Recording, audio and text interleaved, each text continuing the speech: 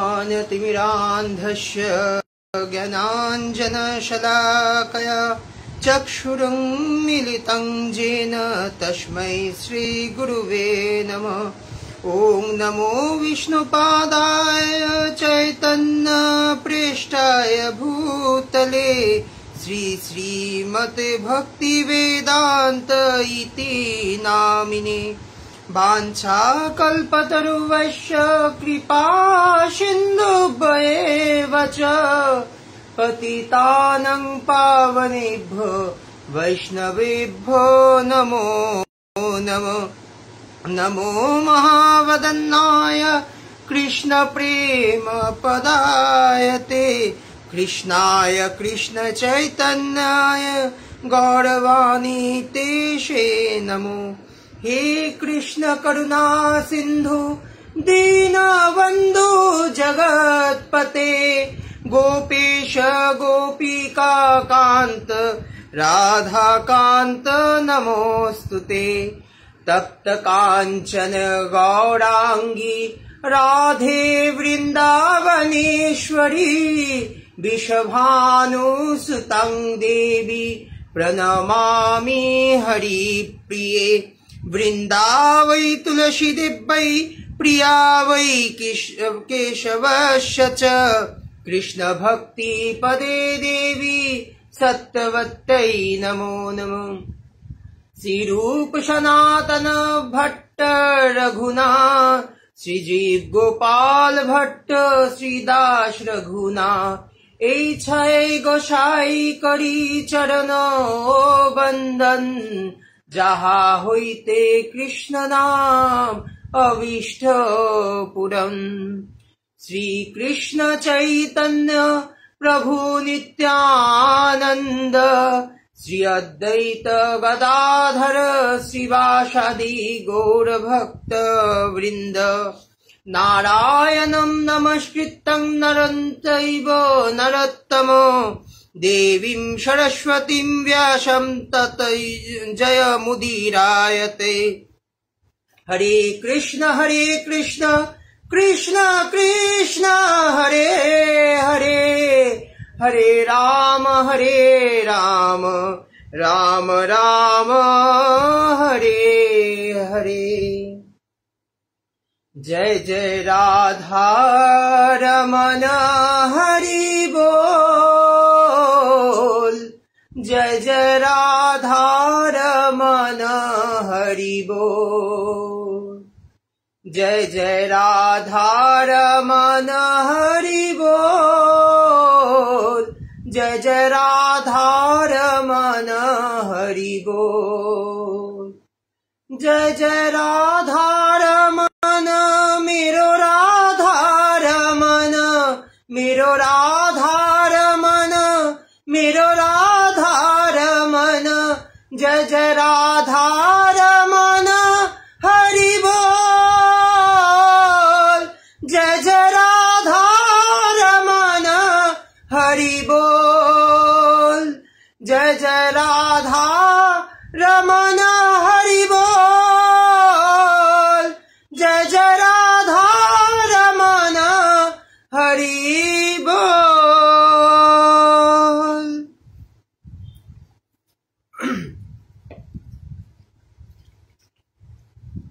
परम मंगलमय अखिलेश्वर अकारण करुणा वरुणालय वांछा कल्पतरुषि पीताम्बरधारी बाल कृष्ण लाल चरणे शतकोटि प्रणाम। श्री राधा रानी चरणे प्रणाम। गो मातार चरणे प्रणाम। अनंत कोटि वैष्णव बिंदे चरणे प्रणाम। समस्त गुरुवर्गे चरणे प्रणाम। गो मातार गंगा माता जमुना माता चरणे प्रणाम। ब्रजवासी गणे चरणे प्रणाम। अनंत पंचतत्वेर चरणे प्रणाम। समस्त भक्त मंडली चरणे प्रणाम। मातृशक्ति चरणे प्रणाम। जय जय श्री राधेश्याम। श्री हनुमंत लाल की जय।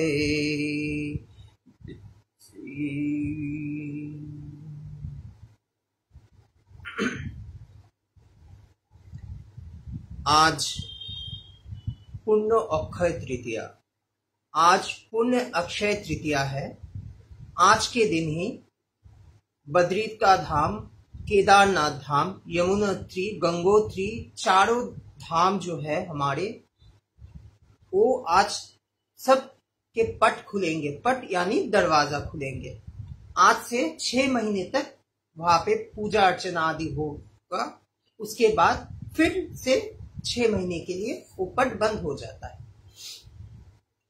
আজকে এই পূর্ণ অক্ষয় তৃতীয়ার দিনে গঙ্গোত্রী, যমুনোত্রী, কেদার, বদ্রীর দ্বারোদ্ঘাটন হয় এবং আজকের দিনে 24 অবতার ভগবানের, তার 16তম অবতার শ্রী পরশুরামজির আবির্ভাব এবং আজকের দিনেই সত্যযুগ সমাপ্ত হয়ে ত্রেতা যুগের আরম্ভের দিন।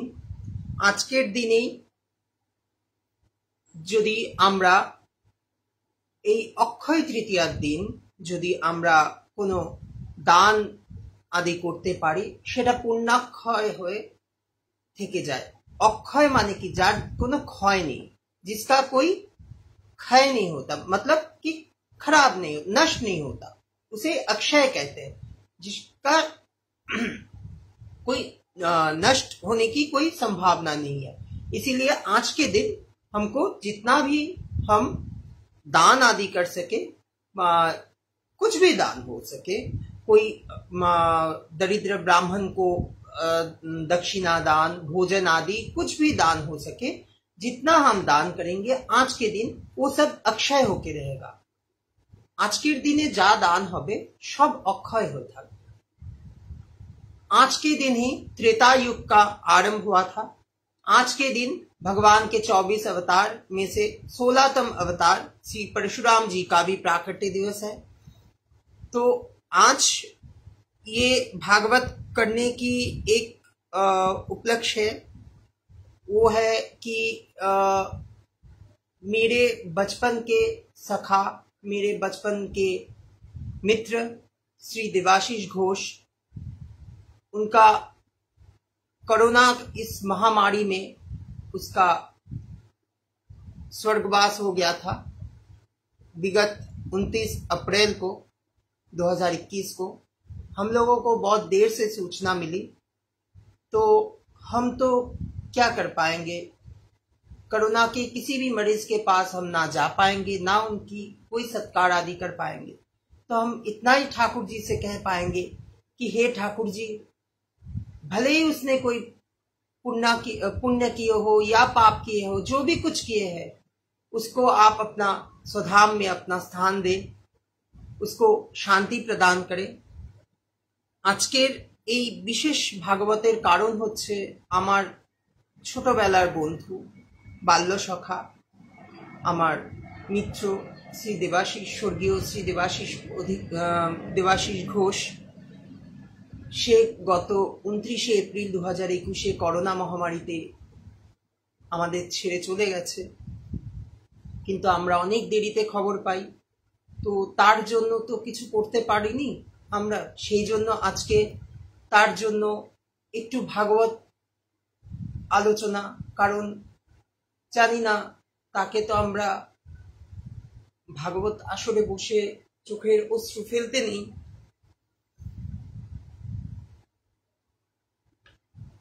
কিন্তু ভাবিনি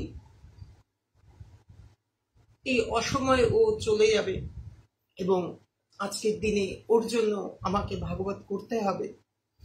আমি চেষ্টা করব সামান্য কিছু ওর যেন মঙ্গল হয়, সেই জন্য ওর নামে একটু ভাগবত করছি। গোকর্ণ উপাখ্যান, ভুল ত্রুটি হলে সবাই ক্ষমা করবেন, কারণ মানসিকতাও সেইভাবে ঠিক নেই যে আমি কিছু বলতে পারবো আজকের দিনে। তবু চেষ্টা করব যতটুক সবাই বুঝতে পারে, জানতে পারে সেইটুকুই। কারণ আজকে অক্ষয় তৃতীয়ার দিনই, আজকে ওর 15 দিন হয়ে গেছে, কিন্তু ও যেখানেই আছে নিশ্চয়ই ভালোই আছে। এই সময় চলে যাওয়ার কথা নয়, যারাই চলে যাচ্ছে তাদেরও কথা নয়, কিন্তু যাচ্ছে এই মহামারী। বিগত নানা অনাচার পাপের ফলস্বরূপ আমরা ভুগছি এই কষ্ট। আর কিছুদিনের অপেক্ষা, এরপরে এর থেকে আমরাও নিস্তার পাব, আমরাও আবার গোবিন্দ চরণে যেতে পারবো। আজকের দিনে বৃন্দাবনে শ্রী বাঁকে বিহারীতে আজকে ভগবান বাঁকে বিহারীর আজ চরণ দর্শন হয়। আজ সমস্ত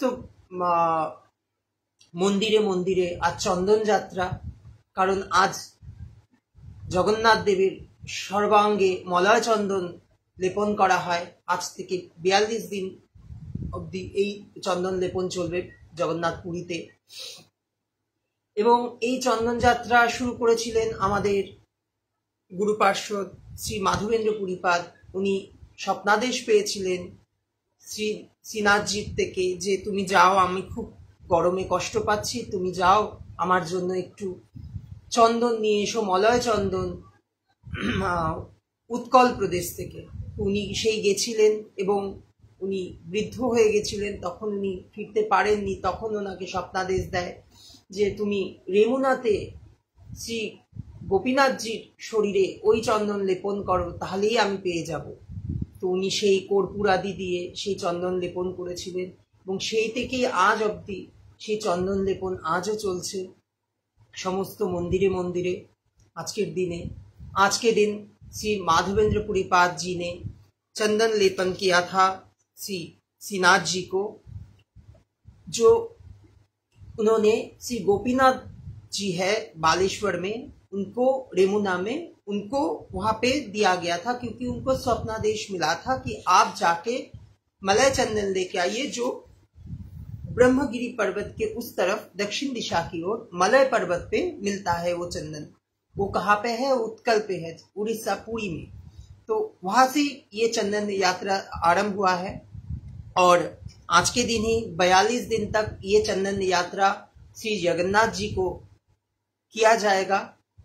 जगन्नाथ धाम में जगन्नाथ बलभद्र और माता सुभद्रा जी को ये चंदन लेपन किया जाएगा। वृंदावन में बांके बिहारी, राधा रमन, राधा वल्लभ, राधा दामोदर, राधा श्याम सुंदर पे सबको श्रृंगार आदि किया जाएगा चंदन से। उनका पोशाक आदि सब कुछ चंदन से होगा।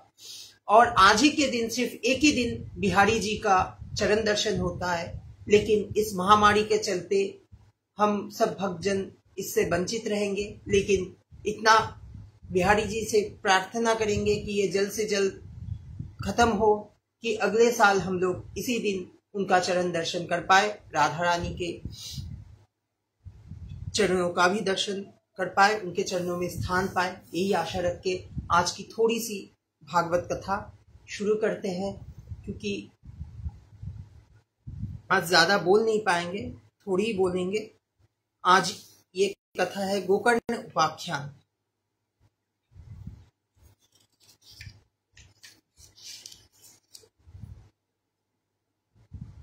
तुंगभद्रा तटे पूर्वं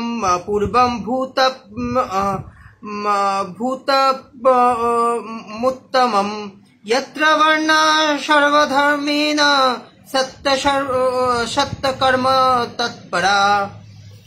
तुंगभद्र नदी पाशे एक सुंदर ग्राम छिलो, तार नाम छिलो उत्तम नगर। एक तुंगभद्र नदी के पास एक सुंदर सा गांव था जिसका नाम था उत्तम नगर। उसी उत्तम नगर पे एक महर्षि रहते थे जिनका नाम था आत्मदेव जी। ये आत्मदेव जी बहुत सात्विक ब्राह्मण थे, तो उनके घर पे कोई पुत्रादि नहीं थे। उनार সংসারে সবই ছিল, কিন্তু সন্তানাদি ছিল না।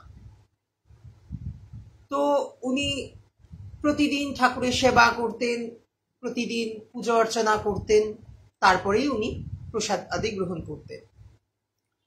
তো এই আত্মদেবজি যখন একটু বয়স বাড়তে থাকলো, তখন উনি চিন্তা করতে থাকলেন যে আমার পরবর্তীতে আমার সেবা আদি কে করবে, আমাকে কে দেখবে, আমার স্ত্রীকে কে দেখবে। কারণ ওনার স্ত্রী ছিলেন ভীষণ সুন্দরী রমণী, মানে সে মানে কি বলা যায় তাকে, মানে তার নাম শুনলেই সারা প্রতিবেশী প্রচন্ড ভয় পেতেন, কারণ উনি প্রচন্ড মুখরা ছিলেন। তার নাম ছিল ধুন্দুলি। তিনি আবার মাতৃসত্তা পছন্দ করতেন না। না, ওনার খাবার কমে যাবে, উনি খেতে পারবেন না, উনি চলতে পারবেন না, তো উনি মা হতে কোনোদিনই চাইতেন না। তো এই শোকে শোকে একদিন আত্মদেবজি কি করলেন, উনি ওই তুঙ্গভদ্রা নদীর পাড়ে চলে গেলেন। গিয়ে উনি আত্মহত্যা করার জন্য प्रस्तुत हुए। वो आत्महत्या करेंगे ये सोच के वो तुंगभद्रा नदी के पास पहुंचे। तो দেখুন কিরকম সাধু কৃপা যে আমরা বলি, আমাদের সাধু কৃপা গুরু কৃপা না হলে তো কোনো কিছু প্রাপ্তি হয় না, সে সন্তানই বলুন কি ভগবানই বলুন, যাই কিছু বলুন। তো সেই পথ দিয়ে এক সাধু যাচ্ছিলেন।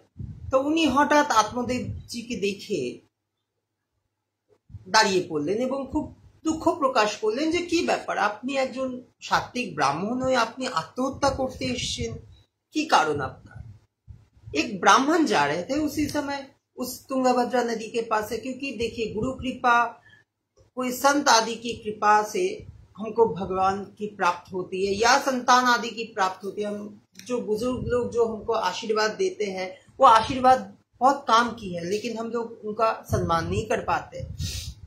तो आत्मदेवजी তখন ওনাকে বললেন যে আমি সন্তানহীন, আমার সন্তান চাই। तो उन्होंने आत्मदेव जी ने उस ब्राह्मण को उस ऋषि को कहा कि मैं संतानहीन हूं, मेरे को एक संतान चाहिए, आप किसी भी हाल में आप संतान दीजिए, हमें प्रदान कीजिए। तो उस ऋषि ने आत्मदेव जी का हस्ताक्षर देखा, देख के बोले कि आज क्या, आज से 7 जन्म तक आपको कोई संतान की सुख प्राप्त नहीं होगी। আত্মদেব জি যখন আকুল আর্তনাদ করছেন যে আপনি আমায় কৃপা করুন, আমায় একটা সন্তান প্রদান করুন আপনার আশীর্বাদে, তখন সেই ঋষি তার হস্তরেখা দেখে বললেন আজ কেন, আজ থেকে 7 জন্ম অবধি আপনার হাতে কোনো সন্তান সুখ নেই। তখন সে করুণ আর্তনাদ শুরু করলো, না আপনাকে কৃপা করতেই হবে, কৃপা করতেই হবে। তখন সেই ঋষি কি করলেন, তাকে একটা ফল দিলেন এবং দিয়ে বললেন এটি তুমি তোমার স্ত্রীকে খাইয়ে দেবে, সে গর্ভবতী হবে, তুমি সন্তান লাভ করবে। তো আত্মদেব যেহেতু সাত্বিক ব্রাহ্মণ ছিল, তো সেই কারণে আর সেই সময় যে সময়ের ঘটনা, সেই সময় ওখানে ঋষি মুনিদের কথা খুব মান্য হতো, বৈষ্ণব জগৎকে মান্য করা হতো। এখন সেটা অনেক নিম্নবিত্তে চলে এসছে, তো সম্মানটা কম পাওয়া যায়। তো যাই হোক, তো আত্মদেবজি সেই ফলটি নিয়ে তার বাড়িতে এলেন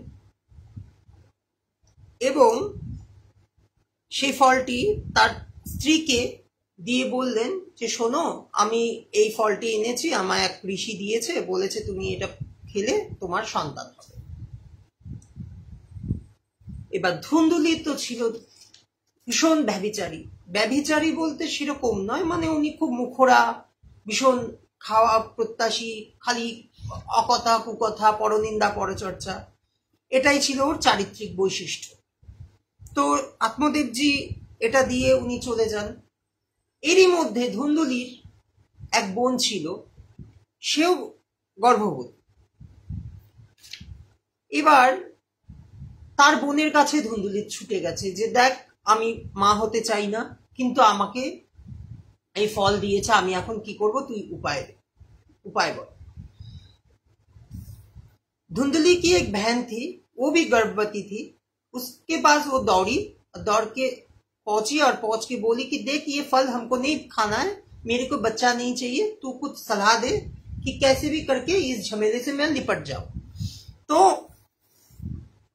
उसकी बहन ने एक योजना बनाई कि तू एक काम कर, तू मेरे पति को इतना धन दे कि तेरे पास तो इतना धन है कि तू वो धन मेरे को दे दे, तो वो धन देने के बाद मैं अपना बच्चा तेरे को दे दूंगी।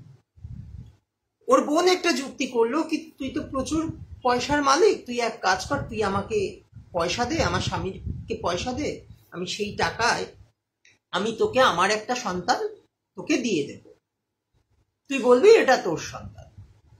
বলছে তো এই কথা শোনার পরে ধুন্দুলি বলছে তাহলে এই ফলটি কি করবো?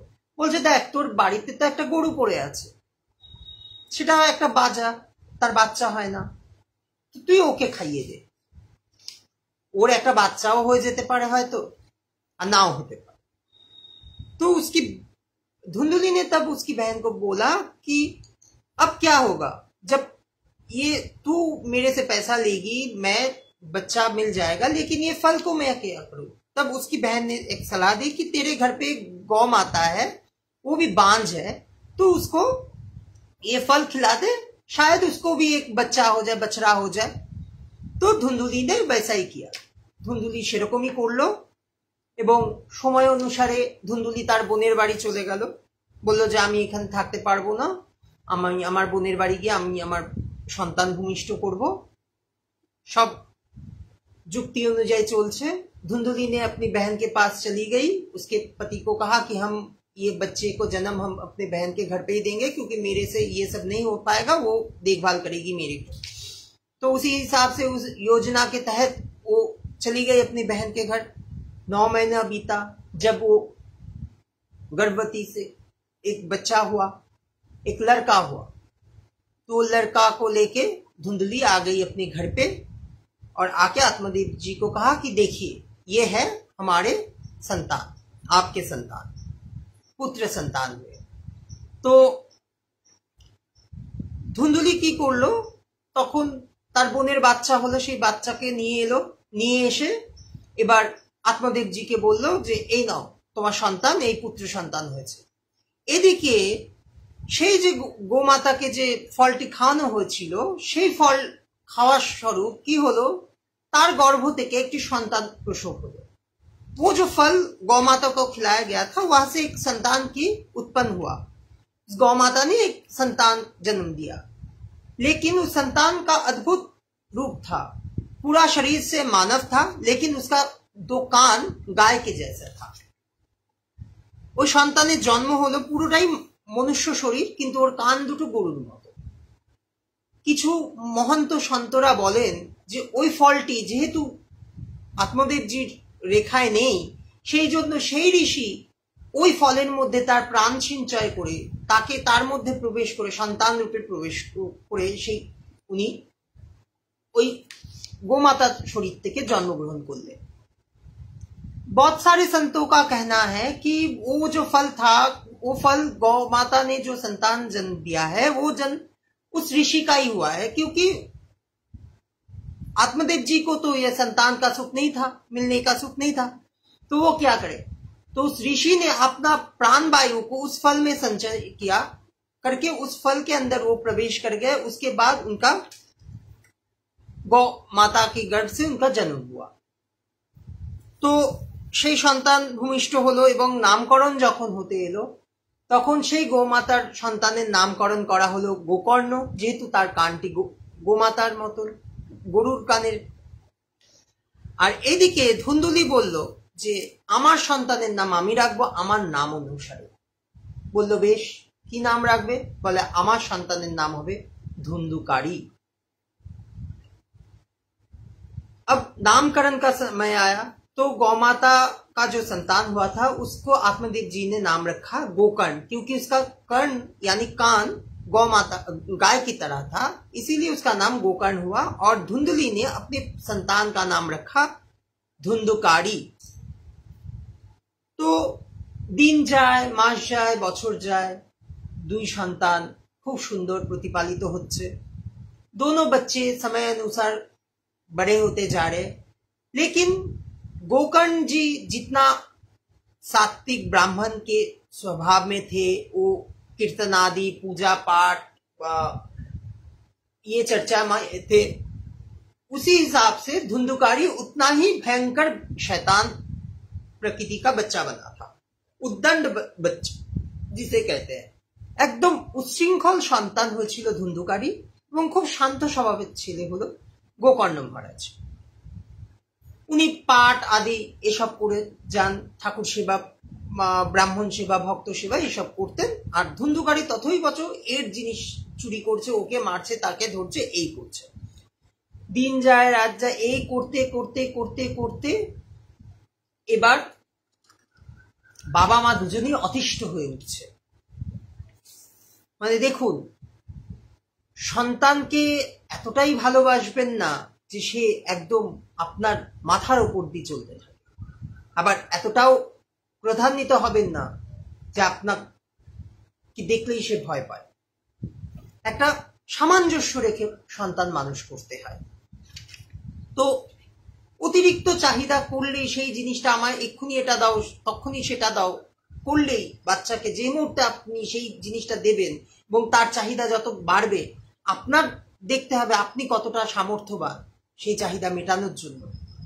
সুতরাং এমন কিছু করবেন না যেখানে সন্তান কুসন্তানে পরিণত হয়। কারণ এই ধুন্ধুকারীও কিন্তু কুসন্তান রূপে জন্মগ্রহণ করেনি, কিন্তু তার পরিবেশ পরিস্থিতি তাকে এই রূপে পরিণত করেছে। সুতরাং এই জায়গাটায় সবাইকে সাবধান হতে হয়। तो क्या हुआ कि धुंधकारी बहुत उद्दंड बालक बन गया, आज ये चाहिए वो चाहिए। इसीलिए हम सब बुजुर्ग लोग कहते हैं कि संतान को जब कुछ चाहिए तो उसी समय मत दो, उसके बाद दो। उसका इच्छा खत्म हो जाएगा तब दो। तब क्या होगा कि उसका जिद नहीं होगा। अगर ज्यादा जिद करेंगे तो बच्चा धुंधुकारी जैसा बनेगा, उद्दंड बन जाएगा।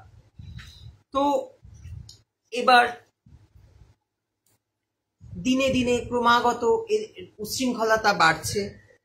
এই নিয়ে তখন আত্মদেবজি প্রচন্ড প্রচন্ড কষ্ট পাচ্ছেন যে এর থেকে আমি নিঃসন্তান হলে ভালো হতো, কারণ এই সন্তানের থেকে আমি নিঃসন্তান হলেই ভালো হতো, কারণ এত কষ্ট আমাকে দিচ্ছে, আমি এই সহ্য করতে পারছি না। ये आत्मदेव जी का एक पश्चाताप था कि ये सोच रहे कि क्यों मैं पिता बना, इससे तो मैं निसंतान रहता, मेरी पत्नी बांझ रहती, ये तो कष्ट ना भुगतना पड़ता कि मेरे को संतान इतना कष्ट दे रहा है, सुबह शाम मार रहा है, पीट रहा है, ये चाहिए वो चाहिए, ये सब चल रहा है। तो दिन যায়, বছর যায়, মাস যায়, উচ্ছৃঙ্খলতা বেড়ে চলছে। এদিকে ধুন্ধুকারী উচ্ছৃঙ্খল হচ্ছে, এদিকে গোকর্ণ মহারাজ ততই সুন্দর পবিত্র একজন শুদ্ধ আত্মা রূপে পরিচিত লাভ করছে। তো একদিন আত্মদেবজিকে ধুন্ধুকারী এই গোকর্ণ মহারাজ কিছু উপদেশ করলি। দেখুন, যেমন আমরা মাতা পিতার থেকে বুদ্ধি নিই, কিছু উপদেশ পাই, সেরকম বাবা মা যখন বৃদ্ধ হয় তখন সন্তান যদি সুসন্তান হয়, সেই সন্তানের বুদ্ধিও কিন্তু নিতে হয়। আমি কিন্তু সেই সন্তানকে পরিত্যাগ, না তোমার কথাটা ঠিক না, তাচ্ছিল্য করা যায় না, কিছু কথা কাজে দেয়। कुछ समय के लिए संतान की बातें भी सुनना चाहिए हर माता पिता को, क्योंकि हर समय संतान गलत चीज नहीं कहता है, सही बात भी कहता है।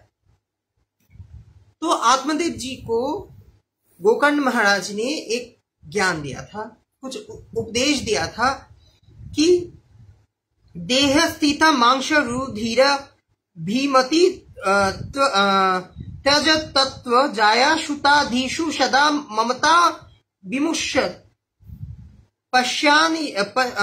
पश्यानीश जगद्दीत शन भंगनिष्ठ वैराग्य रसिको भव भक्तिनिष्ठ।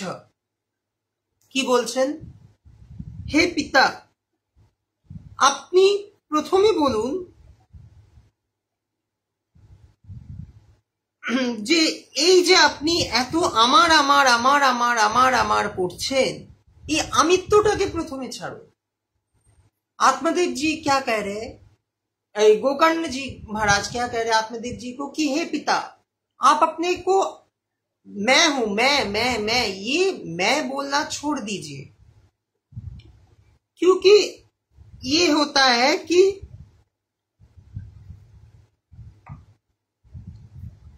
ये जो आप कर रहे हैं कि मेरा संतान, कौन है आप?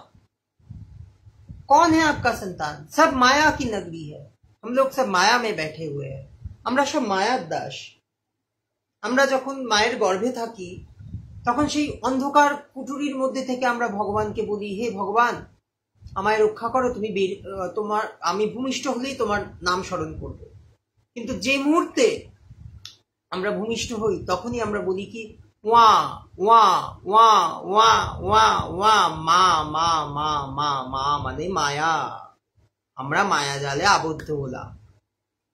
তো এই মায়া জালে আবদ্ধ হওয়ার পরে এই মায়াজালকে কাটানোর যে পথ দেখায় সে হচ্ছে আমাদের গুরু। সেই গুরু দীক্ষা নিতে হয়। দীক্ষার পরে আস্তে আস্তে সেই দীক্ষার বীজ মন্ত্রের দ্বারা আমরা সেই জায়গা থেকে সেই মায়াজাল কাটাতে সক্ষম হই। সেটা অন্য কোনো এক সময় প্রসঙ্গে বলবো। তো তখন আত্মদেবজিকে বলছেন যে আপনি এই যে কষ্টটা পাচ্ছেন কেন পাচ্ছেন?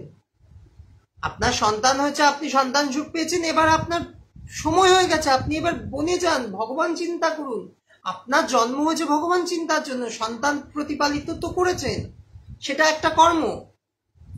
একটা গড় আয়ু, আগের সত্যযুগে মানুষের আয়ু ছিল 1 লক্ষ, তারপরে সেটা কমে আসলো 10,000, তারপরে কমে আসলো 1,000, এবার এলো 100। এবার 1 লক্ষ যার আয়ু, সে সন্তান আদি করে তারপরে সে ভোগ বিলাস করে সে 50 লক্ষ বছর পর গিয়ে 50,000 বছর পর গিয়ে সে ভজন আদি করে পুণ্য লাভ করতেই পারে। কিন্তু আমাদের তো এই কলিযুগে আয়ুটা বাবা খুব কম, 100, তাও সেটা টিকছে না, তাও আজ টিকছে না। কেউ 40-এ যাচ্ছে, কেউ 50-এ যাচ্ছে, কেউ 70-এ যাচ্ছে। এই মহামারীতেই সবাই চলে যাচ্ছে, দেখতেই পাচ্ছে। তো সেই আয়ুর মধ্যে আমাদের সংসার ধর্ম করতে হবে, সন্তানাদি যার যেমন ইচ্ছে সবকিছু করে তারপরে আমাদেরকে কিছু সময় ভগবান চিন্তনেও রাখতে হবে। আমার জন্মটা কি জন্য? শুধু সন্তানাদি সব প্রতিপালন করে আমি বেরিয়ে গেলাম? তাহলে আমার যখন প্রশ্ন হবে, আমাকে যখন কাঠগড়ায় দাঁড় করানো হবে, চিত্রগুপ্তের খাতায় যখন লেখা হবে তখন তুমি কি কাজ করেছো, তখন উত্তর কি হবে? আমি শুধু সন্তান প্রতিপালন করেছি। সে তো কুকুর বেড়ালও করে, তাতে কি হচ্ছে? তারা আবার সময় মতন ছেড়েও দেয়, আবার গিয়ে আরেকটা সন্তান তৈরি করে। তো কত কষ্টের পর এই মনুষ্য জন্ম, 84 লক্ষ জনের পর আমরা এই মনুষ্য জন্ম পাই। কীট পতঙ্গ গাছপালা আদি কত কি হয়ে শেষ জন্ম হচ্ছে এই মনুষ্য জন্ম, সেটাকেও আমরা হেলায় ফেলায় ফেলে দিচ্ছি। हम इस मनुष्य जन्म को पाए हैं लेकिन इसको सदुपयोग नहीं कर पा रहे। सारा दिन संसार में भोग विलास में बैठे रहते हैं, लेकिन इसके लिए भी कुछ करना है। हमारा जन्म क्यों हुआ है? हम क्यों जन्मे हैं? कौन है हम? आज मैं इस व्यास गद्दी पे बैठा हूं, कल कोई और बैठेगा, शरीर निकल जाएगा, आत्मा वही रहेगा, भटकता रहेगा, एक शरीर से दूसरा शरीर ऐसा जाता जाता जाएगा। आत्मा का कोई ये नहीं होता। ये जो रथ, ये जो रथ है, हम जो रथ यात्रा करते हैं, ये रथ यात्रा क्यों करते हैं? ये रथ है, हमारा शरीर भी एक रथ ही है। इसको कौन चलाता है? भगवान चलाते हैं। इसीलिए जब हम रथ यात्रा पे जाते हैं तो रथ के ऊपर भगवान जी विराजते हैं, जगन्नाथ जी, सुभद्रा जी, बलराम जी। रथेर ओपरे आमादेर 3 জন भगवान विराज करें, जगन्नाथ, बलभद्र, सुभद्रा। এই দেহরথটাও আমাদের সেরকমই রথ বাবা। এই রথের ওপরে আমাদের যখন ভগবান বিরাজ করে আছেন তখন আমরা চলতে ফিরতে পারছি।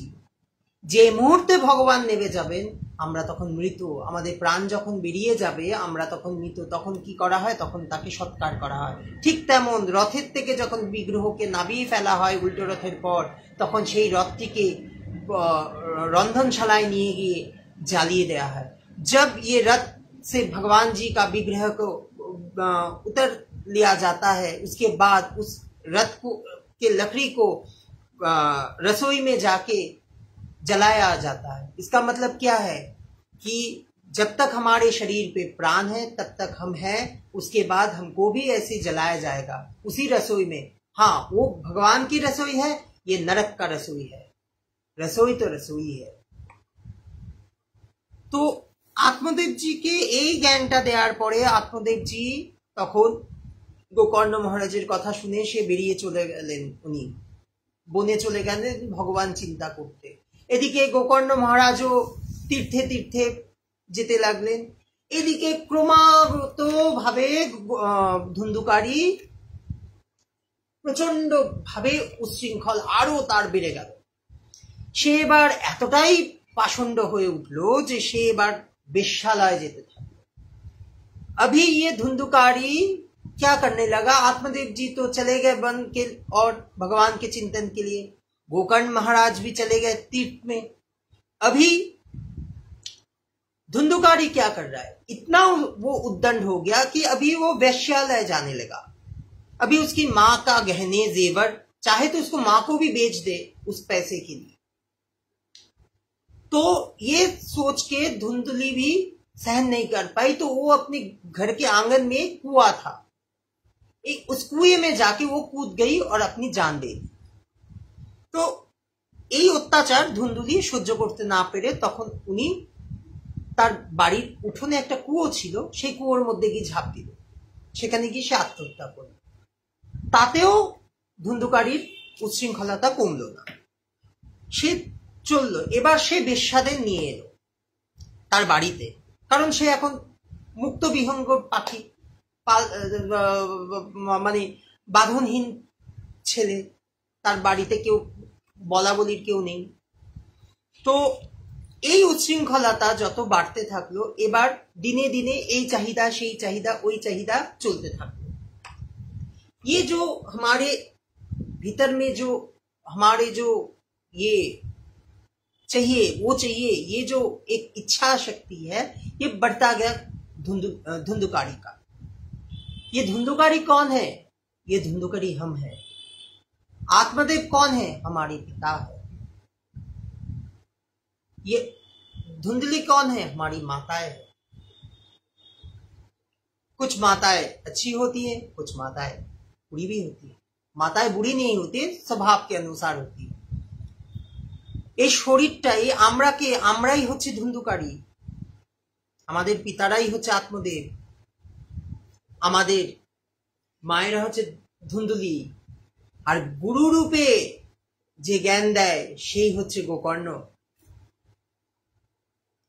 তো এই যে আমাদের শরীর, এই যে দেহরথ, এই যে ধুন্ধুলি, এই যে পাঁচজন বেশ্যা, এই পাঁচটি বেশ্যাকে কাম, ক্রোধ, লোভ, মোহ, মৎসর্য, মানে আমাদের সারাক্ষণ এই যে একটা চাওয়া পাওয়া, মানে চক্ষু, কর্ণ, নাসিকা, জিহ্বা, ত্বক, এই পাঁচটি হচ্ছে আমাদের ইন্দ্রিয়। তো পঞ্চ ইন্দ্রিয়, আমাদের 10 ইন্দ্রিয় আছে, তার মধ্যে এই পঞ্চ ইন্দ্রিয়টা কিন্তু পাঁচটি বেশ্যা। ये जो हमारी पंच इंद्रिया है, ये हमारे 10 इंद्रियों में से 5 इंद्रिया, चक्षु, कर्ण यानी कान, नासिका, जिह्वा यानी जिह्वा, त्वक यानी चमड़ी, ये पांचों वेश्याएं हैं। क्यों है, आंख से हम देखेंगे, अरे वो सोने की जेवर हमको चाहिए, किसी भी हाल में चाहिए। अरे ये व्यंजन बना है, हमको खाना है। अरे ये गाना हमने कहीं सुना है, ये चीज हमको वो चीज लाना है। अरे इतना सुगंधित केसर है, इसको खरीदना है। अरे हमारे चमड़ी खराब हो रहा है, हमको थोड़ा कुछ लगाना है, मुल्तानी मिट्टी हो, दूध दही हो, कुछ भी हो, लगाना है। तो ये 5টা ইন্দ্রিয়র মধ্যে, আমাদের 10টি ইন্দ্রিয়র মধ্যে এই 5টি ইন্দ্রিয় তো আমাদের বেশ্যাই। চক্ষু, কর্ণ, নাসিকা, জিহ্বা, ত্বক, এই 5টি আমাদের বেশ্যা। কিভাবে বেশ্যা, চোখ দিয়ে আমরা যখনই দেখছি, আরেকজনের কোনো জিনিস দেখা মাত্রই আমরা কি করি, সাথে সাথে আরে ওই জিনিসটা আমার চাই, ওর আছে মানে আমার চাই। তার মানে কি হলো, একটা বেশ্যার কাজ কি, আমাকে টাকা দাও, আমায় ভোগ করো। চোখের কাজ কি, তোমায় আমি দেখতে দিচ্ছি, তুমি ওই জিনিসটা আমায় এনে দাও। হলো, একটা সুন্দর খাবার দেখলাম, ওটা আমার চাই, পয়সা নেই তবু আমায় খেতে হবে। একটা সুন্দর সুগন্ধি দেখলাম, সেটা আমার কিনতে হবে, তো ঘ্রাণ। এবার কানে শুনলাম ওই দোকানে ওই জিনিসটা পাওয়া যায়, তো আমাকে সেটা আনতেই হবে। এবার ত্বক, ত্বক মানে চামড়া, এই চামড়াটা কুচকে যাচ্ছে, এ হচ্ছে, একে সুন্দর রাখতে হবে। তো আমাদের এই জীবনে এই দেহরথ রূপী ধুন্ধুকারী আর এই পঞ্চ ইন্দ্রিয়কে নিয়েই আমাদের জীবন চলে যাচ্ছে। এর জন্যই আমাদের টাকা উপার্জন করা, একে বাঁচানোর জন্য, একে সুন্দর রাখার জন্য, এই করার জন্য। একটা সময় আসবে যখন এই দেহর কোনো দাম থাকবে না, তখন গিয়ে আমাদেরকে আগুনে দাহ করে দেয়া হবে। एक समय ऐसा आएगा कि शरीर का कोई मूल्य नहीं रहेगा, तब हमको जाके जलाया जाएगा। कैसे जलाया जाएगा कि जब ये काम हो रहा था, धुंधकारी जब ये युवा नहीं कर पा रहे थे, तो वो 5 वेश्या ने एक रात को क्या किया, उसको खाना वाना खिलाया, खिला के वो जब सो गए तो उसको बांध दिया। কি করলো সেই 5টা বেশ্যা, কি করলো, তখন তাকে খুব সুন্দর করে খাইয়ে দেয় ধুন্ধুকারীকে। এবার পুরো বেঁধে ফেললো, বেঁধে ফেলে তাকে জ্বলন্ত কয়লা দিয়ে তার চোখ, নাক, মুখ সব পুড়িয়ে দিল। क्या किया कि जला हुआ कोयले से एकदम जला हुआ गर्म वाला कोयला उसके शरीर पे डाला गया, उसकी आंख को फोड़ दिया गया। क्योंकि जब हमारी इच्छा को ही कोई पूर्ण नहीं कर पा रहा है, तो हम क्यों रखें आपका शरीर को। तो ठीक সেরকমই বাবা, আমাদের এই দেহকে বাঁচাতে বাঁচাতে আমরা ভগবান চিন্তন থেকে विस्तृत हो जाती। हम ये शरीर को बचाते बचाते हमारे ये जो कर्मकांड चल रहा है, पैसा आय करने की, कि पैसा चाहिए पैसा चाहिए, इस शरीर को बचाने के लिए। लेकिन जब हम पैसा कमा नहीं पाएंगे तो ये शरीर क्या करेगा, हमारे प्राण से भगवान निकल जाएंगे, उस शरीर को पचवा देगा, तो पच जाने के बाद उसको जला दिया जाएगा। तो এইভাবে ধুন্ধুকারীকে মেরে ফেলা। এদিকে গোকর্ণ মহারাজের কর্ণে যখন খবরটি গেল, তখন সে গয়াতে তার শ্রাদ্ধ আদি করল এবং সে ভাবলো যে যাই, আমার বাড়িটার কি অবস্থা, उत्तम नगरे একবার আসি, গিয়ে দেখে আসি। तो इसके बाद क्या हुआ कि गोकर्ण महाराज ने गया में जाके श्राद्ध आदि किए धुंधुकारी की। उसके बाद वो अपने गांव में आए, उत्तम नगर। लेकिन आने के बाद उनको ये ज्ञात हुआ कि वो जब अपने घर पे थे, पड़ोसी लोग बोल रहे कि आपके घर में कुछ ना कुछ है, हमको बहुत डर लगता है, आप थोड़ा देखिए। যখন ঘরে এলো তখন কি হলো, পাড়ার প্রতিবেশীরা বলছে আপনার বাড়িতে কিছু না কিছু আছে, আমাদের ভয় করে, আপনি কিছু একটু দেখুন। তখন একদিন রাত্রে এরকম শুয়ে আছে, হঠাৎ করে गोकर्ण महाराज देखलें কিছু একটা চলে গেল।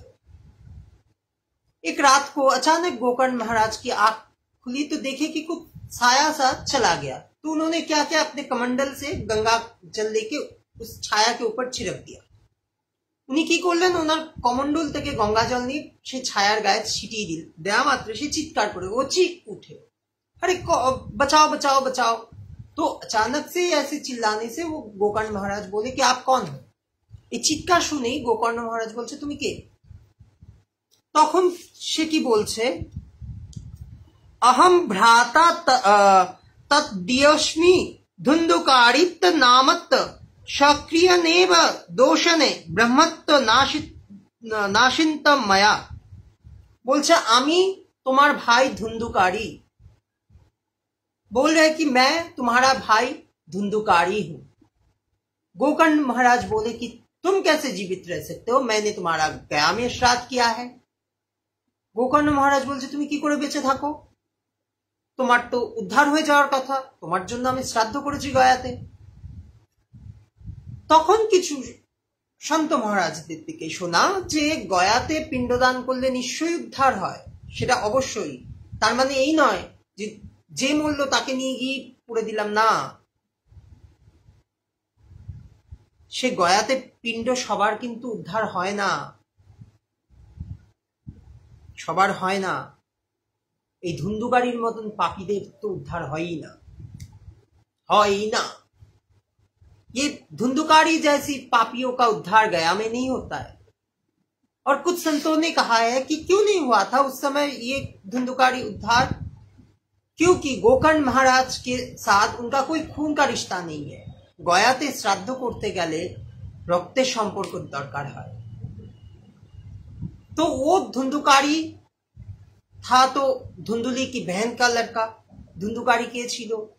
धुंधुलीर बोनेर छेले। गोकर्ण महाराज कौन था? वो गौमाता का संतान था।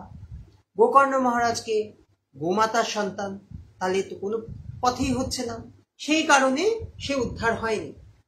এবার ধুন্ধুকারী বলছে তোমায় আমাকে উদ্ধার করতে হবে। তখন সব আলোচনা করে সব পাড়া প্রতিবেশীকে নিয়ে गोकर्ण महाराज आलोचनाएं बसलें।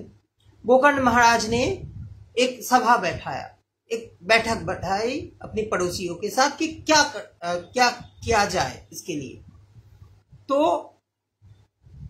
इसके लिए उन्होंने सोचा कि सबसे अच्छा उपदेश तो हमारे सूर्य भगवान दे पाएंगे। हमारे पंच देवता है, 5 জন देवता আছে, सूर्य, श्री गणेश, মা দুর্গা, বিষ্ণু এবং মহাদেব। এই 5টা দেবতার পুজো প্রতিদিন করতে হয়।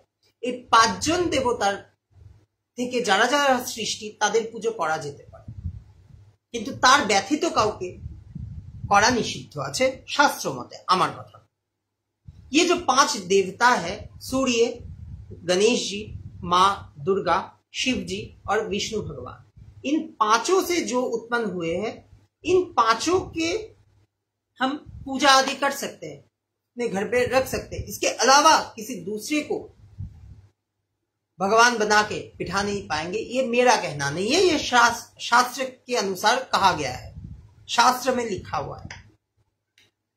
तो सूर्यदेव आदेश करलें जे तुमी भागवत पारायण करो। सूर्यदेव ने आदेश दिया कि आप भागवत सप्ताह कीजिए। तो भागवत सप्ताह कैसे किया जाए? तो भागवत की करलो, भागवत सप्ताह शुरू हलो। একটা গাছ, তার উঠোনে একটা বেদি করা হলো, সেখানে গোবর লেপ দিয়ে সুন্দর একটি আসন দিয়ে তুলসী মঞ্চ রেখে फल आदि मिष्टान्न रेखे सब भक्तरा बसले भागवत सुनते। क्या क्या? जो आत्मदेव जी का जो आंगन था, उस आंगन में गौ माता के गोबर से लेप दिया गया। उस लेप के बाद उसके ऊपर एक आसन बिछाया गया, बाजू में तुलसी मैया को रखा गया। कुछ फल आदि मिष्टान्न आदि धूप दीप आदि रखने के बाद वो वहां पे बैठे हैं गोकर्ण महाराज भागवत सप्ताह के लिए। अभी तो सब लोग बैठ गए, अभी धुंधुली धुंधकारी कहाँ बैठेगा? वो तो एक आत्मा है ना, वो तो बैठने की जगह नहीं है। धुंधुकारी कोथाय बसবে? वो तो एक आत्मा रूपे রয়েছে, হাওয়া রূপে, সে কোথায় বসবে? তখন সে কি করলো, একটা বাঁশের গ্রন্থির মধ্যে বসলো। तो उसने क्या किया, एक बांस की गंथी होती है ना, गांठ होती है ना, बांस की गांठ, देखिएगा कि बड़ा जो बांस होती है उसमें 7 गांठें होती है। उस गांठ पे वो बैठ गए, उस बांस के अंदर बैठ गया, बांसेर भीतरे बसलो। এবার প্রত্যেক দিন এক একটা করে উপাখ্যান অধ্যায় শেষ হচ্ছে। 12টা স্কন্ধ, 18,000 শ্লোক। তো এই 12টি স্কন্ধ যখন গোকর্ণ মহারাজ পাঠ করছেন, এক এক দিনের এক একটা স্কন্ধ শেষ হচ্ছে। এই করতে করতে করতে করতে সপ্তগ্রন্থি ফেটে ধুন্ধুকারি বেরিয়ে গেল। আমাদের কিন্তু জন্ম হয় 7 দিনে, মৃত্যুও হয় 7 দিনে, ভাগবত হয়ও 7 দিনে, মাসও সপ্তাহ 7 দিনে। খুব হিসাব করে দেখুন, সবই 7-এ, কিন্তু 8-এ কিন্তু কেউ জন্মাই না। 8 দিনে কেউ জন্ম, রবি সোম মঙ্গল বুধ বৃহস্পতি শুক্র শনি, এই ঘুরে এসে তার মধ্যেই জন্মাবো। नय रविते, नय सोमे, नय मंगल, नय बुध। हम लोग जब जन्म लेते हैं सोमवार, रविवार से शनिवार तक, ये जो 7 दिन है, इसी में जन्म लेते, इसी में मरते हैं। हमारे 7वां दिन है, तो वो बांस की गंथी भी 7 ही है। हमारे शरीर में भी 7 गांठें हैं। ये एक एक गांठ एक एक ग्रंथि है बांस की, ये टूटता जाएगा, हम स्वधाम पहुंचेंगे। तो এই ভাগবত শুনতে শুনতে যেদিন সপ্তাহ ভাগবত সমাপ্ত হলো, সেদিন আকাশে ভগবানের দূতেরা এসে ধুন্ধুকারীকে নিতে এলো। जब ये भागवत सप्ताह खत्म हुआ, समाप्त दिवस हुआ, तो उसी दिन भगवान के दूत आए हैं अपने रथ लेके। तब सभी ने पूछा कि ऐसा क्यों, हमने भी सुना है, हमको क्यों नहीं ले जा रहे। तो भगवान के दूतों ने कहा कि भागवत आप सभी ने सुने हैं, लेकिन जो निष्ठा से सुनना है वो सिर्फ धुंधुकारी ने सुना था। भागवत আমরা সবাই শুনেছে, কিন্তু যে নিষ্ঠা দিয়ে শুনতে হয় সেই নিষ্ঠাটা একমাত্র ধুন্ধুকারী শুনেছিল। সেই কারণে সে আজকে স্বধাম গোলকে যাচ্ছে, কিন্তু আপনারা শোনেননি, তাই আপনাদের এই মুহূর্তে যাওয়া হবে না। তারপরে ধুন্ধুকারী উদ্ধার হলো, গোকর্ণ মহারাজ আবার সপ্তাহ পরায়ণ করলো। তারপরে সমস্ত ভক্তরা যারা যারা সেই সময় শ্রোতা ছিলেন তারাও ভগবানের কাছে পৌঁছলো। এর মানেটা কি হলো বাবা? ভাগবত শুনবো যখন, তখন মোবাইল ঘাটা, ছেলে কি করছে, মেয়ে কি করছে, এ কি করছে, সে কি করছে, এসব ভাবলে হবে না। আপনি যদি 3 ঘন্টার জন্য আসেন, ওই 3টি ঘন্টা ওই ভাগবতের মধ্যে দিয়ে দিন। ভাগবত এমন একটা ফল যে ফলের কোনো কিছু বাদ যায় না। আমরা আম খেলে আটি ফেলে দিই, লিচু খেলে आठी फेले दी, काठाल खेले तक दाना फेले दी। हम जब आम खाते उसकी गुठलियां फेंक देते, लीची जब खाते उसकी गुठलियां फेंक देते, कटहल जब खाते उसकी गुठलियां फेंक देते, जामुन जब खाते उसका गुठलियां फेंक देते। लेकिन ये भागवत रूपी जो फल है, इसका ना गुठली होती है ना कुछ होता है, ये तो सिर्फ अमृत ही अमृत है, अमृत ही अमृत है, अमृत ही अमृत है। এই জন্য এই ভাগবত সপ্তাহ শুনতে হয় এবং খুব নিষ্ঠার সহিত শুনতে হয়। আর আজকে আমি এই ভাগবতটা করার কারণ, এই অক্ষয় তৃতীয়ার দিনে করার একটাই উদ্দেশ্য, শুধু যে আমার বাল্য সখা চলে গেছে, আজ मेरा बचपन का यार दोस्त का निकुंज हो चुका है, ये बात नहीं है। इसके अलावा भी ये है कि जितने भी महामारी में जिनके भी ये जाने जा रही है, जो सुधाम नहीं जा पा रहे, उनके लिए भी ये भागवत आज था कि ये अक्षय तृतीया के दिन मैंने जितना भी गुरु की कृपा से, अपनी भगवान की कृपा से जितना भी मैंने ये भागवत पारायण किया है, आज थोड़ी सी जो क्या है, मैं इच्छा रखता हूँ भगवान के चरणों में कि हे भगवान, जो जो असमय में चले गए इस कोरोना के चक्कर में, उनको सद्गति दे। এই করোনাতে যারা যারা অসময়ে চলে গেলেন তাদের সদ্গতি হোক, এটুকু আমি এই অক্ষয় তৃতীয়ার দিনে কামনা করছি। আপনারা প্রতিনিয়ত ভগবান চিন্তন করুন। আমি বলছি না আপনারা সংসার ধর্ম ত্যাগ করে সবকিছু করুন, তা নয়। তার মধ্যে থেকে 10টা মিনিট, সারাদিনে 10টা মিনিট আপনারা ভগবানের চিন্তা করুন, দেখবেন একটি আত্মা শান্তি পাবে, মন তুষ্ট হবে, সারাদিন একটি এনার্জি পাবেন, কাজ করতে পারবেন। তাই জানি না কতদূর কি বলতে পারলাম, কি বললাম, ভুল ত্রুটি নিশ্চয়ই হয়েছে। पता नहीं मैंने क्या बोला है, भूल चूक तो हुई है, क्षमा। मैं व्यास गद्दी पे बैठ के सबसे क्षमा मांग रहा हूँ अगर कोई किसी को मन में ठेस लगा हो, क्योंकि ठेस लगाने की इच्छा नहीं है हमारी। हम लोग जो व्यास गद्दी पे बैठते हैं, जो कथा वाचक होते हैं, जो कथा भास्कर होते हैं, वो किसी को आहत करने के लिए व्यास गद्दी पे नहीं बैठते, ज्ञान देने के लिए। उसकी ज्ञान की जो गरिमा है, जो लौ बुझ जाता है, उस लौ को जलाने की कोशिश करता है। तो আজকে এই ভাগবতটা করার কারণ হচ্ছে আমার বন্ধু স্বর্গীয় দেবাশিস ঘোষের আত্মার কামনার জন্য, শান্তি কামনার জন্য।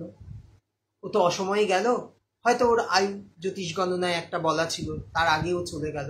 এটাও এক ধরনের আত্মহত্যাই বলা হয়, অপমৃত্যুই বলা হয়। ये जो समय के पहले जो चला जाता है उसको भी ये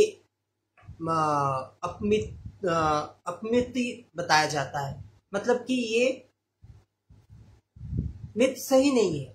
ये जो मरने की समय होती है, सबके लिए एक समय निर्धारण किया गया है। उससे पहले जो चला जाता है उसको ये आत्महत्या एक तरफा कहा जाता है। আত্মহত্যাই বলা হয় এক ধরনের।